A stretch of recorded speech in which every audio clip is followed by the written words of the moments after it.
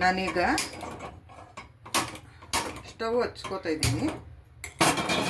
ಶಿವರಾತ್ರಿ ಹಬ್ಬಕ್ಕೆ ಉಪವಾಸ ಇರೋದಕ್ಕೆ ಮೊಸರು ಅವಲಕ್ಕಿ ಮಾಡೋಣ ಅಂತ ನಾನು ಒಗ್ಗರಣೆನ ಮಾಡ್ತಾಯಿದ್ದೀನಿ. ಈಗ ಎಣ್ಣೆ ಹಾಕಿದ್ದೀನಿ. ಮೊದಲಿಗೆ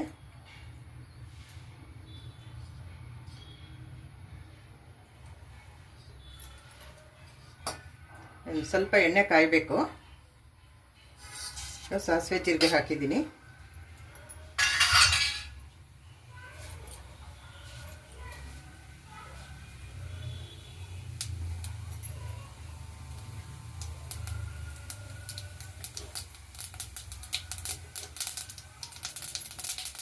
ಸಾಸಿವೆ ಜೀರಿಗೆ ಹಾಕಿದ್ದೀನಿ. ಸಾಸಿವೆ ಜೀರಿಗೆ ಸಿಡಿತಾ ಇದೆ. ನೆಕ್ಸ್ಟ್ ನಾನು ಕರಿಬೇವನ್ನು ಹಾಕ್ಕೊಳ್ತೀನಿ. ಸ್ವಲ್ಪ ಕರಿಬೇವು ಹಾಕ್ಕೊಳ್ತಾ ಇದ್ದೀನಿ.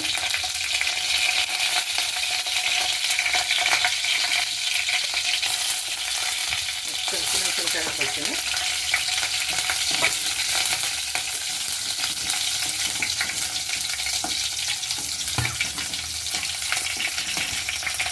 ಇದಕ್ಕೆ ಈರುಳ್ಳಿ ಹಾಕುವಾಗಿಲ್ಲ, ಯಾಕಂದರೆ ಅದು ಶಿವರಾತ್ರಿ ಉಪವಾಸ ಆಗಿರೋದ್ರಿಂದ ನಾವು ಹಾಕೋದ್ರಿಗೆ ಕೊತ್ತಂಬರಿ ಸೊಪ್ಪನ್ನು ಹಾಕ್ಕೊಂಡಿದ್ದೀನಿ.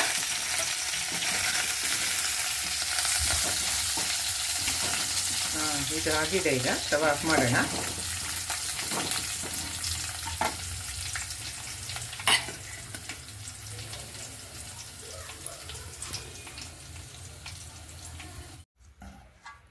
ಈಗ ನಾನು ಮೊಸರು ಒಗ್ಗರಣೆ ಮಾಡಿದ್ನಲ್ಲ, ಮೊಸರು ಅವಲಕ್ಕಿ ಮಾಡೋದಕ್ಕೆ ಈಗ ನಾನು ಒಗ್ಗರಣೆನ ಹಾಕ್ಕೋತಾ ಇದ್ದೀನಿ.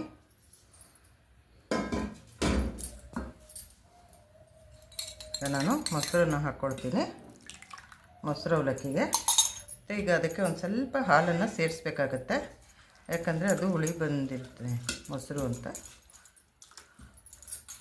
ಒಂದು ಕಾಲು ಗ್ಲಾಸ್ ಸೇರಿಸಿದ್ದೀನಿ. ಈಗ ಸ್ವಲ್ಪ ರುಚಿಗೆ ತಕ್ಕಷ್ಟು ಉಪ್ಪನ್ನು ಹಾಕ್ತಾಯಿದ್ದೇನೆ.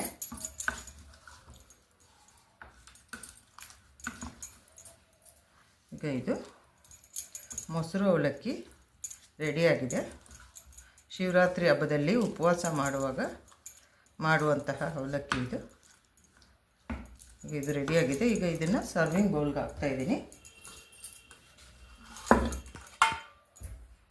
ನನಗೆ ಇದನ್ನು ಸರ್ವಿಂಗ್ ಬೌಲಿಗೆ ಹಾಕ್ತಾಯಿದ್ದೇನೆ. ಈಗ ಇದು ಮೊಸರು ಅವಲಕ್ಕಿ ರೆಡಿಯಾಗಿದೆ. Watching for video. ಥ್ಯಾಂಕ್ಸ್.